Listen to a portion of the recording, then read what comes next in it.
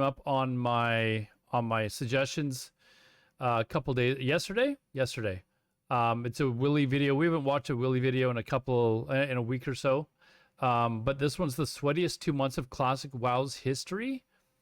And I don't know if he's talking about Wrath, because I don't know if has it really been that sweaty? The sweatiest 2 months in classic WoW's history. When I saw the title, I wasn't even sure when he could have been actually talking about. Is he talking about Wrath? Because I think a lot of people are already raid logging, so I don't know if it's really ultra sweaty though. But we'll have to watch the video and find out. If I was to guess when would you guys think is the sweatiest 2 months? Those of you that are watching in chat, and if you're watching on YouTube, let me know if you agree with the 2 months that he suggests. But to me, I feel like the sweatiest 2 months were probably maybe classic launch, because it took a lot of people a little while to level up, and then they get to, their prebis and all that sort of stuff. I don't think it's the beginning of Wrath or anything like that.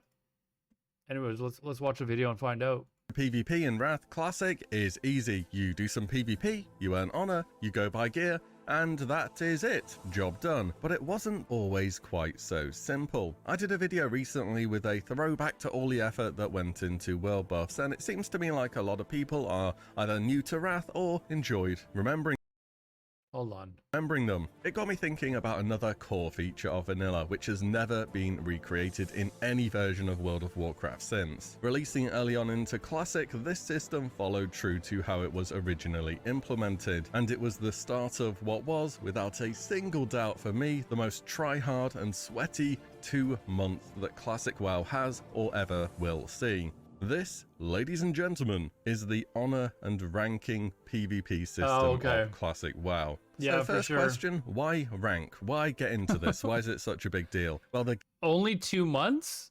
I seem to recall it was a little longer than 2 months actually. Gear is really good. Ranks 7, 8, and 10 gave blue quality gear, which also had tier set bonuses tied to them that made them even better. Ranks 12 and 13 gave epic armor, and 14 gave weapons. These items were best in slot for months, in some cases for the entire game. The gear was absolutely amazing for all specs and classes, and for vanilla was very well itemized as well. It was also a guaranteed source of loot. Remember, vanilla had 40-man raids and bosses dropped about 4 or so items. Being on that wait list for your bis could take a very long time, especially when you're one of your guild's 10 warriors, which isn't really an exaggeration either. And finally, perhaps the biggest, because I didn't really do a lot of PvE on my mage, I was still using my my high warlord stuff up to level 70 while I was leveling up. This reason overall why it was so sweaty is because it was winter 2019, peak COVID, and you were probably working from home. The term COVID ranker was often used. This is actually true. I had never even dreamt that I was going to actually try and get a high warlord. And the only reason we started doing it was because COVID hit. I believe it was around March 12th or March 14th of that year. And was it 20? God, the years have gone by so fast, I can't even remember which year it was. Was it 2020 or 2019? For some reason, I thought it was 2020 when COVID originally, anyways, where it finally hit North America and closed everyone down.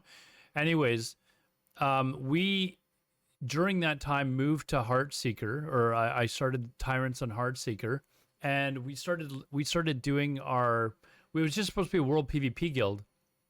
But to get gear, we were going to gear up through battlegrounds and stuff like that. And then a bunch of us started to get the idea of going for high warlord, and a lot of people are like, oh, you were on a crappy, low pop server, and it's easy to do it. Well, we were on a server that was 99% horde, and there was a lot of 99% alliance, and there was a lot of alliance. Like, it wasn't an unhealthy population server. It was the faction balance was extremely severe. And the problem when you're trying to rank on a server such as that is you're facing pug after pug after pug after pug, and you don't have any pre-mades that you're able to do because there's no one on your side of the server. And it was essentially basically just a group of people that I brought over that we decided to start leveling, and people that joined the server because of what we were doing and stuff like that. And then there was, a very small group of people that were already on the server that could barely form any groups or anything like that. But when you're facing pug after pug after pug and not just steamrolling people, it makes it really kind of difficult to actually get honor at all. And so, anyways, and on top of that, there's not very many spots for High Warlord as well.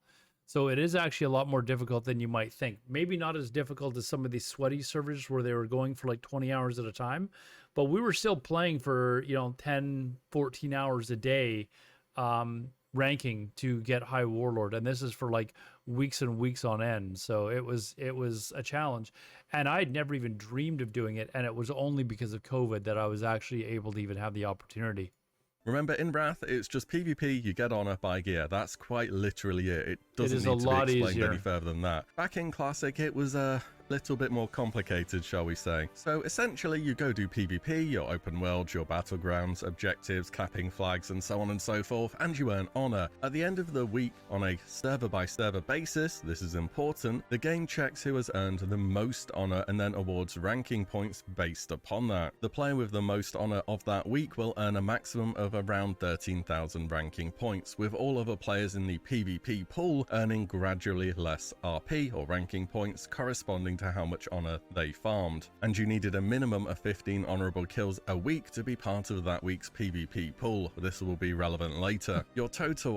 We had such a small number of people, we used to log on to alts to get those 15 honorable kills just to try and help the pool so we could have like a second person possibly get High Warlord or something like that week, or even maybe even a couple more. But we went to any lengths to try and do what we could to possibly have people getting High Warlord on this server.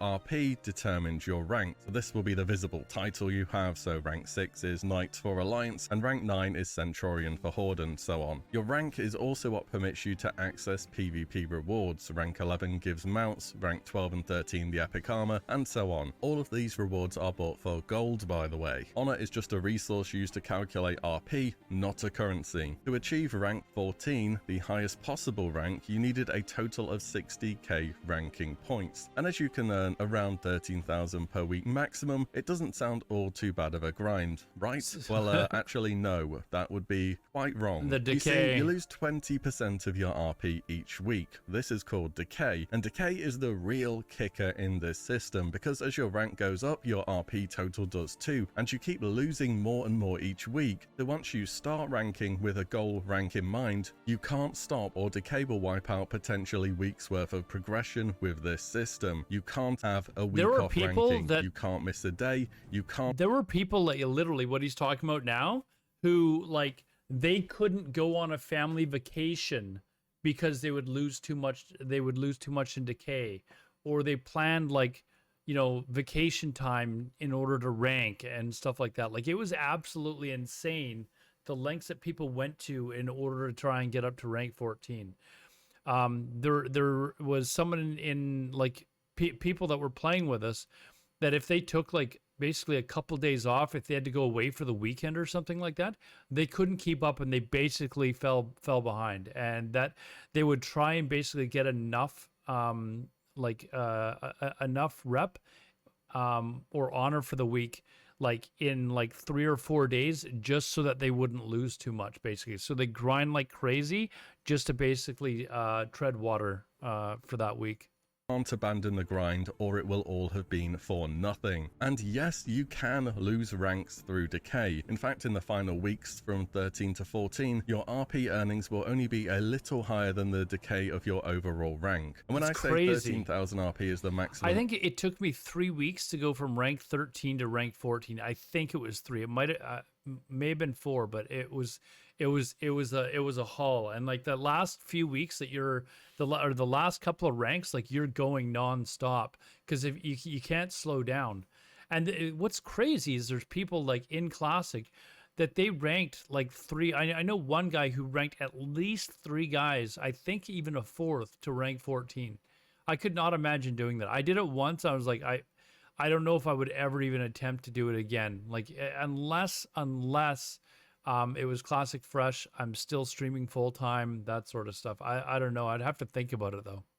Earned, you have to be in the top 0.2% of the players for honor games that week to be around that level. It used to be 0.1% too, but believe it or not, we had the more lenient version of classic ranking. So being, for example, in the top 2% of honor gained for that week would not have been good enough to reach rank 14. Your decay would be too high and it would not be possible. You had to be and then you'd have, I don't know if he's going to bring this up in the video, and then you would have people that would not pay attention, not they would just ignore like the limits, because they would set like a level that they wanted the top players to get to for that week, and then anyone else had to be below that certain level, and then you kind of take turns, like eventually those people would hit rank 14 and then the next batch of players, but you'd have these people that would just blow right past the total, and then like last minute you're sitting there going like everybody's getting Discord called and all this other stuff. Hey man, we've got a guy that's broken the the threshold. You've got to get on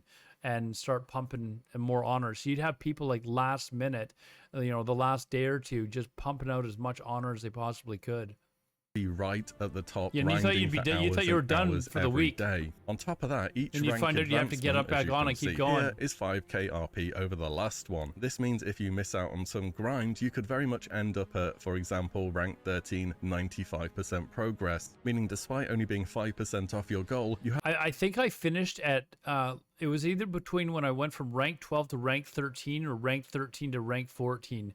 I finished off with like 1% away. It was like, oh, like I was almost there, and I'm pretty sure it was to get to rank 14. Like I was gonna finish off like 1% away from hitting rank 14, and I knew that because I'd done the calculation. I knew I was gonna fall just short, so I was gonna have one more week to go.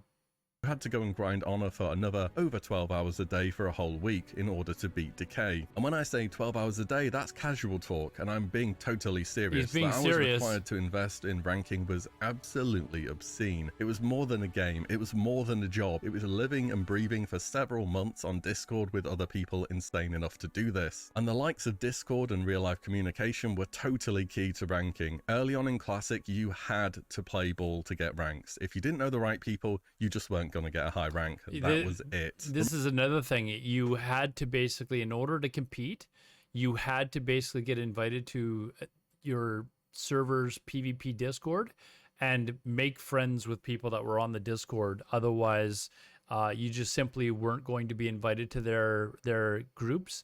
If you didn't play by their rules while you were in the group, you'd be kicked out of the group, the pre-made, and very likely out of the Discord. So there was like several rules. Like number one, if you were an AV, you could not defend.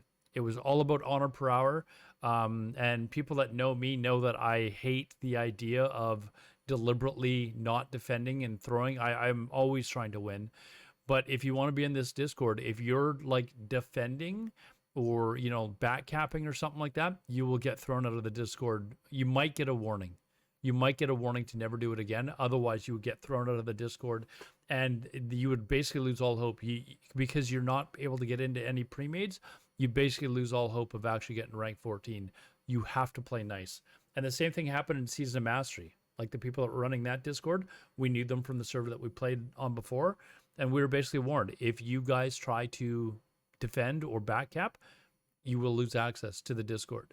And we had to basically play by the rules, and you have to while you're trying to rank, because if you don't get into into these sorts of Discords and get into these pre-mades, you're not going to be able to compete, because you think that you might be able to get a pre-made put together with your guild, but you're not going to be able to get into a pre-made that's going to run for 18-20 hours. Like, you're just not going to be able to. And so you have to kind of play by the rules and keep going.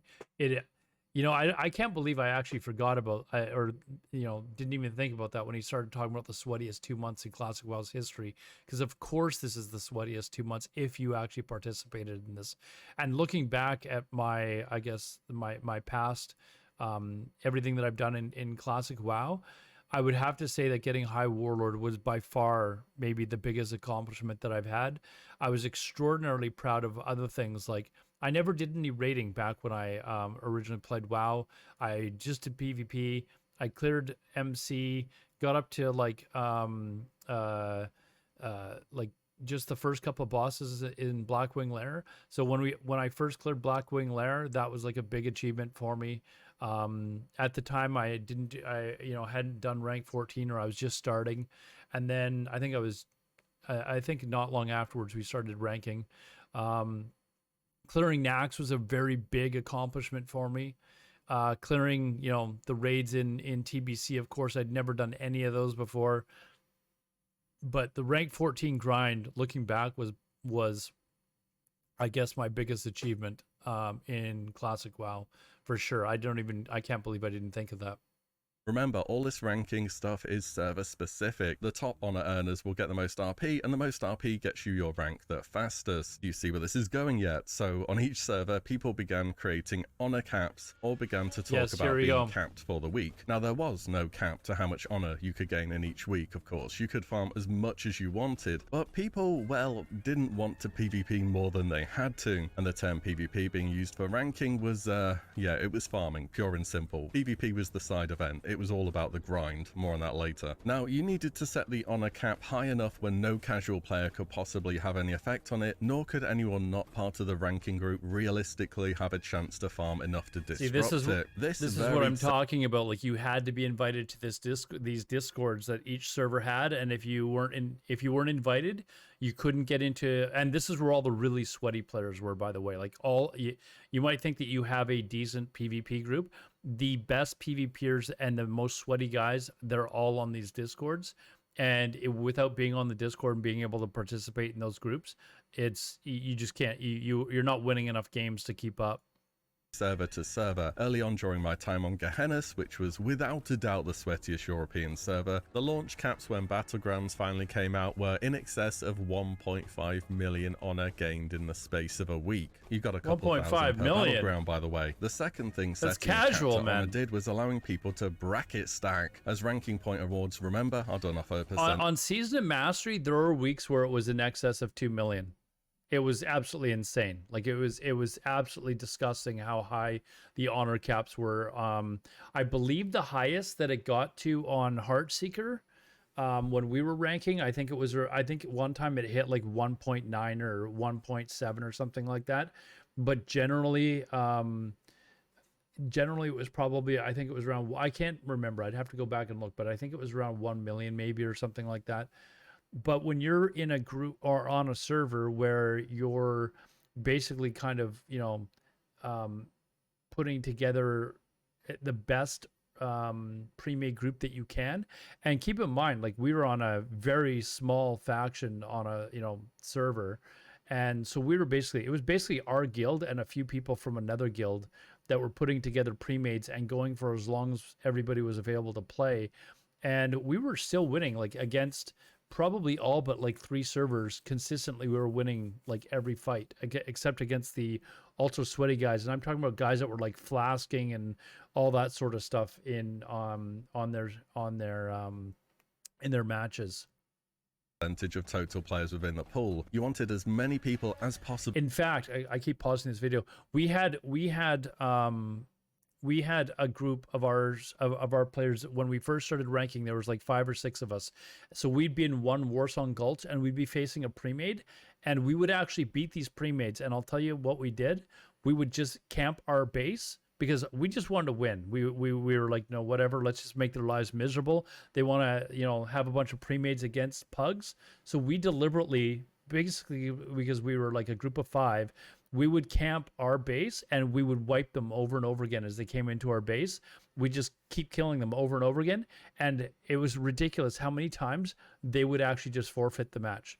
They would eventually stop coming over, and it was obvious that they were just wanting us to come over and grab the flag and run it back over and over again. And it was like, it was better. It was amazing how, sorry, I'm looking at the names on these, and like some of them I recognize. It was amazing how many times you would actually get them to quit. Same thing in Arathi Basin. If it was a pre-made, and what we would do sometimes, we'd just go down to the mine and we just camp the mine and wipe them over and over and over again. And eventually it got to the point where it was just a waste of their time.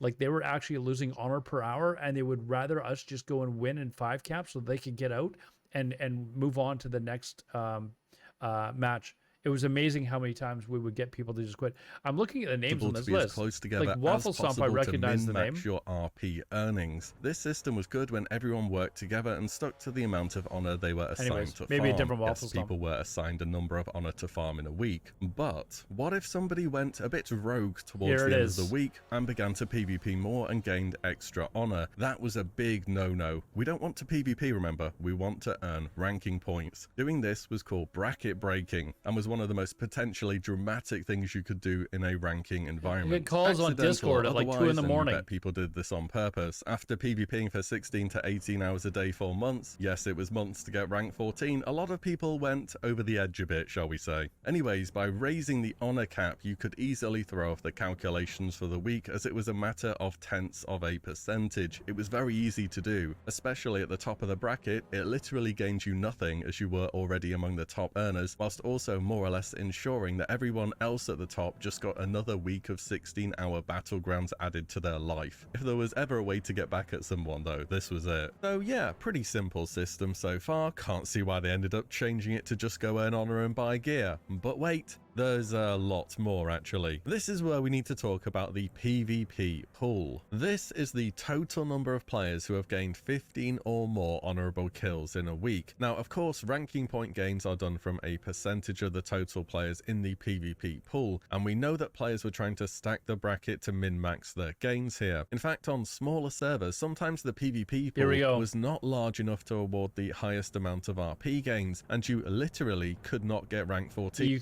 That's what happened on Heartseeker, because we had so few number of horde. We had to basically all get on alts and make a bunch of alts and just go and like get 15 honorable kills with them, just so that we had enough people in the pool that there would be actually high warlord brackets available. Because decay was too this high. Is what Ideally, this is what though, you Orgrimmar and wanted Heartseeker the looked like. PvP pool to be as large as possible. More participants opened up new slots at the top end for people to earn more RP. And as far as I remember, adding around 330 extra characters to the PvP pool added an extra bracket 1 spot. So how do you convince 330-ish people to go and get 15 honorable kills? Well, you could always just do it yourself. People really try-harding ranking would organize pool boosting. This involved creating level 1 characters, running them to the nearest graveyard, and having them farm an enemy faction character 15 times over. This is not pool boosting. This is like, these are bots. Okay, and people would actually like. There were people that were paying bots, bot companies or whatever, to pool boost. I'm not gonna lie. I'm not kidding you. It actually happened. When they have 15 honorable kills, you delete the character, you run a new one over, and you These repeat. are bots, yes, though. Deleted characters did count towards the PvP pool, and yes, people really did this a lot. In fact, people ended up botting it. There are some pretty insane clips out there back from Classic of dwarves gracefully flying out of the starting zone to do some good old-fashioned pool boosting. And I've just realized I haven't even mentioned what an honorable kill is yet either. How did I make it this far? It's simple. Any character within a range of 12 levels of you will grant honor, increased by their rank, decreased by how many times they've been farmed on that particular day. This meant as a level 60, it's very honorable to go and delete a level 48 from existence for some of those sweet honor points. But there are dishonorable kills too. You have to be really careful about these. There are NPCs throughout the game who are marked as civilians. Killing these will instantly lower your rank. This was added more or less just to stop griefing and people camping NPCs, and dishonorable kills lowered your rank fast, and I mean fast. You could wipe out months worth of 16-hour days in about 2 hours or so. So there was one case where I can't remember the name of the guy, but he had Leatrix turned on so that he would automatically accept summons, and I think he was I can't remember if he was botting or what he was doing. But there was somebody that was on an alt and they were deliberately killing civilians so they would get dishonorable kills. He had auto accept to join group turned on, and then so they just grouped him up and then they summoned him out to these places and then just had him like he took like I don't know, hundreds or dozens of these dishonorable kills. And he went literally from like rank 10 to like rank 1 overnight. Like they totally destroyed his ranking. And this guy had been going hard like 16 hours a day, but he'd been doing it. Basically been doing it AFK, and it was kind of like a way for. It was all over, like everybody had heard of it. It was actually really funny. This meant when you were ranking, you actually didn't want to go anywhere near a place that had NPCs marked as civilian just in case it happened somehow. You could even get dishonorable kills as part of a group too without actually having done anything yourself. But when ranking launched, you kinda had to take the fight to the opposite faction. See, back in original vanilla when this PvP system launched, it did so without any battlegrounds being available, and in Classic, yep, we went ahead and did the exact same thing. No changes. So we're talking about a PvP system which actively encourages playing for over 12 hours a day, grouping up into pre-mades, ganking lobbies at the peak of COVID and working from home, combined with a generation of gamers who missed the boat on rank 14 the first time around. And what you get out of that? You get Phase 2 Classic World of Warcraft awesome. PvP. World PvP. And oh boy, was it definitely one of the most things that happened during Classic. Credit where it's due here, Terra Mill versus South Shore for a couple of days was actually a lot of fun, but it quickly descended into camping and farming lower level characters, and you better hope you were level capped if you were on a PvP server, because leveling was just off limits now. If you were a faction minority on a server, this was even worse. Remember, if you're level 48 or above, it wasn't honor. that there bad. Were ganking trains from Thorium Point to Blackrock Mountain, Like, littered with the bodies of the poor unfortunates. It wasn't that bad to level. Like, you literally knew where people were going to be finding these things, and if you were trying to level, you just didn't go into those areas. Like, it wasn't like these ganking trains or whatever. They weren't going to a lot of areas where, you know, they weren't going to, I don't know, like a lot of these zones that are just way out of the way in order to find people. Made up the faction minority on their server. Any end game zone was now an honor farming zone. One time on a journey from Feathermoon Stronghold to Diamond East on my Warlock, I died a total of 9 times. It's like driving down a highway and you get stopped to pay a toll every few hundred meters, except the toll was, without exception, either an orc warrior with a shaman or an undead rogue and priest, waiting to claim their 198 honor. Split 2 ways, of course. Transport between continents was off limits too. Horde controlled the seas like a bunch of pirates, but Alliance couldn't farm on the Horde Zeppelins because obviously Horde transport had guards and Alliance ships didn't. Blizzard, thanks for that. Even faction capitals were not safe. You had to farm harder and longer if you wanted to rank up. It wasn't a choice. Rogues would roam the streets of Ironforge looking to pick off those who strayed too far from the guards, and mages would res, palm pyro some poor unfortunate undergear lobby and then die themselves and run back. And they did this all day, every day, for weeks. Some servers saw their faction totally die off during this phase of the game as the ganking was so unrelenting. And so eventually, earlier than expected, Blizzard brought Battlegrounds back to Classic. The first two we had were Warsong Gulch and Alterac Valley. Now initially Warsong just wasn't played at all. Why? Bad honor per hour, of course. Keep your eyes on the goal, we're not here to have fun. Alterac Valley, or AV, however, presented the best honor per hour in the game, and you know how people played AV back in Classic?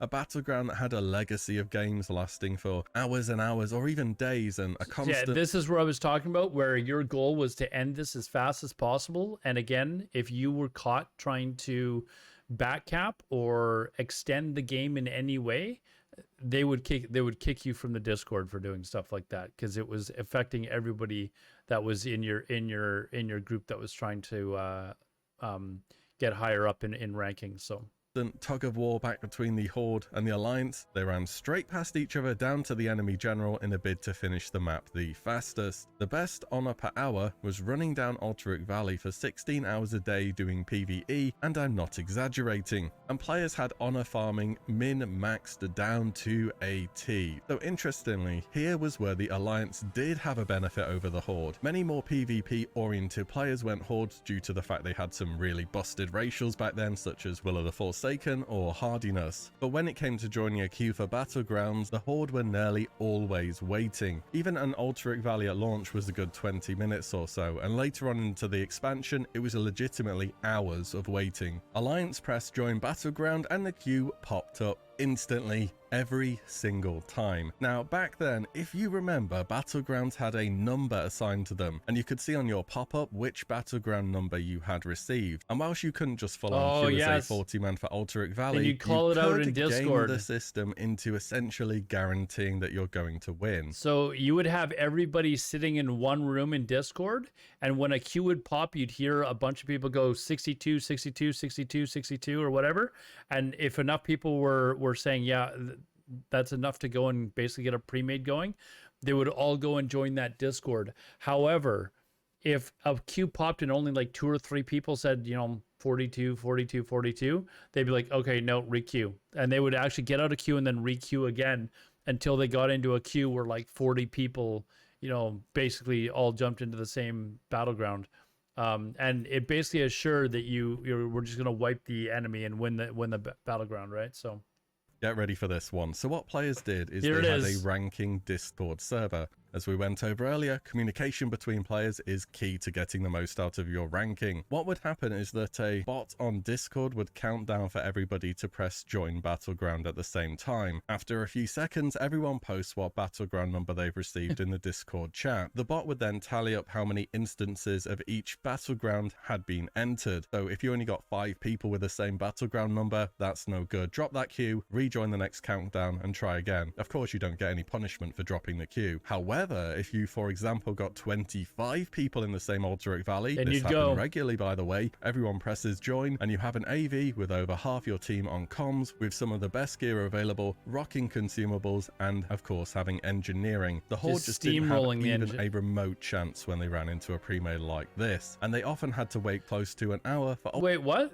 The Horde were doing the same thing, so I don't know what he means by, I mean... Alterac Valleys which could finish in, again no exaggeration, as little as 8 minutes. Oh, and the Horde had to resort to joining an AVQ, flying over to Eastern Plaguelands to gank low-level Alliance players, finally getting a Battleground queue, you play it maybe out, not to your the BG excess. ends, it puts you back to where you join the BG, you rejoin, and then you fly back to EPL. People used Undercity because it was closest to an endgame level zone. Sounds like fun, right? Later on, Blizzard removed the ability to see a Battleground number in queue, but players found ways around it though, and kept pre-mates going right up to the end of Classic. I could do a whole video on the shifting Alterac Valley You wouldn't meta, even announce but yeah, which one, you just announce that your queue popped. Warsong Gulch also you'd got have- min-maxed in. You'd have like 40 people or 25 people going Q, Q, Q, Q, Q, or whatever, and you'd know that a new battleground just opened up and like 25 people, and you'd all jump in.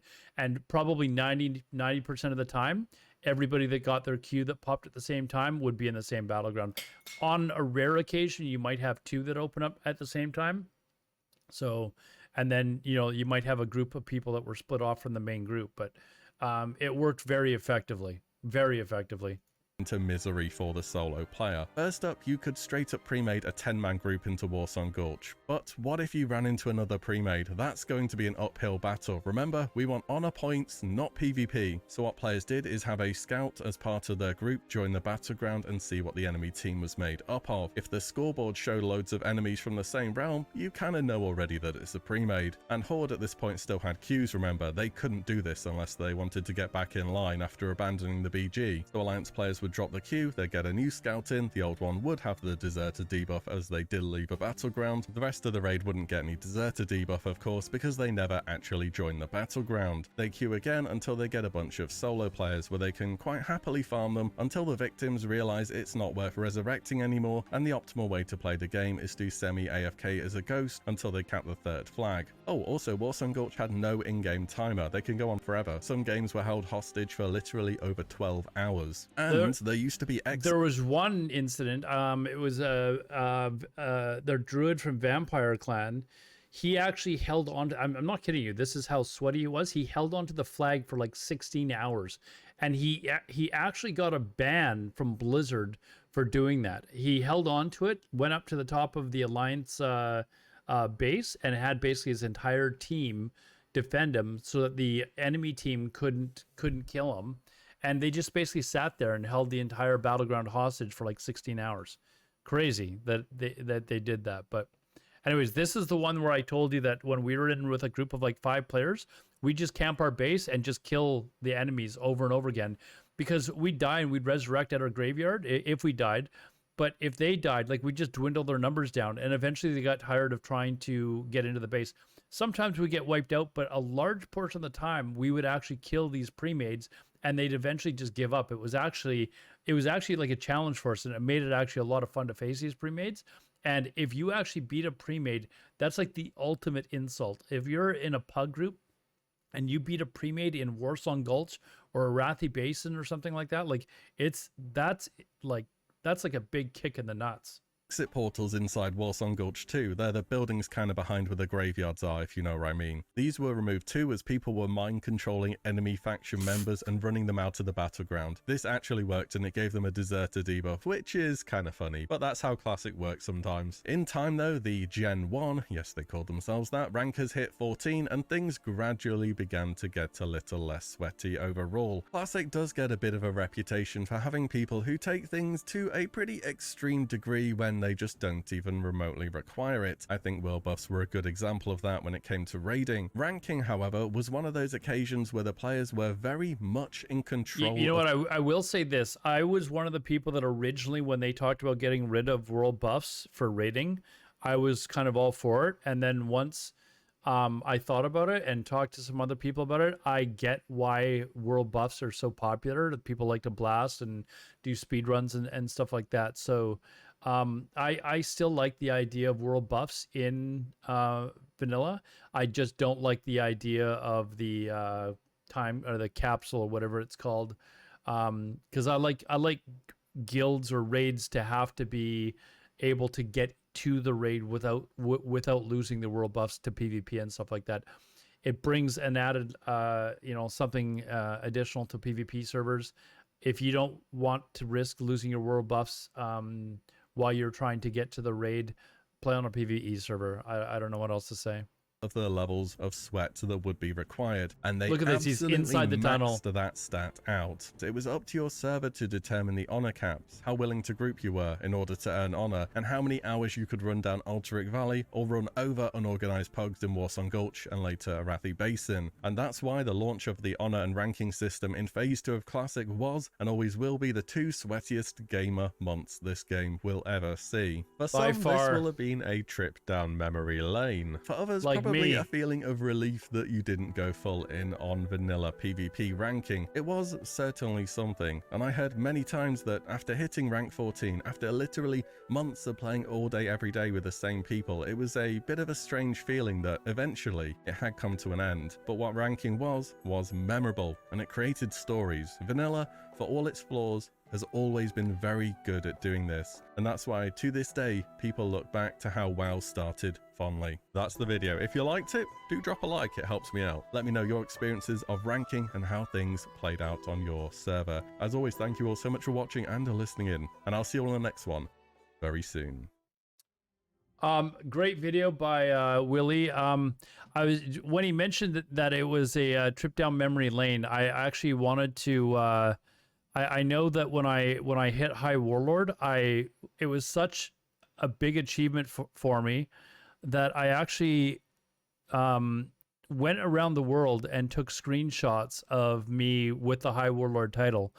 Like, it was one of those achievements that I never ever thought that I would have the chance to get, not because I didn't think I was good enough, but because I just didn't think I would have the time. And it was only because of COVID that I actually managed to have the time. And we, every week the people that were getting High Warlord for that week, we took screenshots, or we took pictures of ourselves with the people that we got High Warlord with. And I'm just quickly trying to do a scan of my computer to see if I could quickly find these, and I can't find them right now, which kind of sucks, because it was I've got one of me hitting a High Warlord, but I just don't see. So here's one that I've got where I hit High Warlord, and I took that basically right after I got it, and then the group of players that we'd been teaming with for our last remaining weeks, we all hit High Warlord together, and we kind of went and got our screenshot together, or our picture together, and I don't know where that picture is right now. It's probably in a different directory, but it was a big deal. Huge deal actually. And all this gear, like all my High Warlord gear, I still have it in my bank. Like, this is stuff I will never ever delete. from my character. I don't care how far along Classic goes. I will never delete my High Warlord gear ever. It was definitely the biggest achievement, and by far the one that took the longest. I don't know if I was to do anything else, like get Lore Master, or in the Insane title, or something like that. I don't think it would be as important to me as me getting the High Warlord, even though maybe the grind is even longer. But I don't honestly know that it would be as much of a accomplishment for me personally as High Warlord. Anyways, great video again, once again, by WillE. He does fantastic videos. Definitely, if you're watching this video on YouTube, or if you're watching it in my chat, I will link it to the chat. Definitely go to his channel, link or like his video. There it is. It's in my channel. For those of you watching on YouTube, please go to the links down below. If you've not subscribed to WillE, definitely subscribe to his channel, like his video. And if you enjoyed the commentary that I gave on the video, kind of the stories that I told as well, please, if you would consider subscribing to my channel, liking the video. It does help with my algorithm. And if you want to come chat to me, I do stream 6 nights a week at least. It's been like 7. It's sometimes 7. But I stream from 9 p.m. Eastern until extremely late. I think it's now getting to close to 6 o'clock in the morning. So anyways, come chat with me there. It's at twitch.tv/Alodar. The link will be down below, of course, as well. And you can chat with me 6 nights a week. I hope you enjoyed the video, and we'll see you guys in the next one. Take care.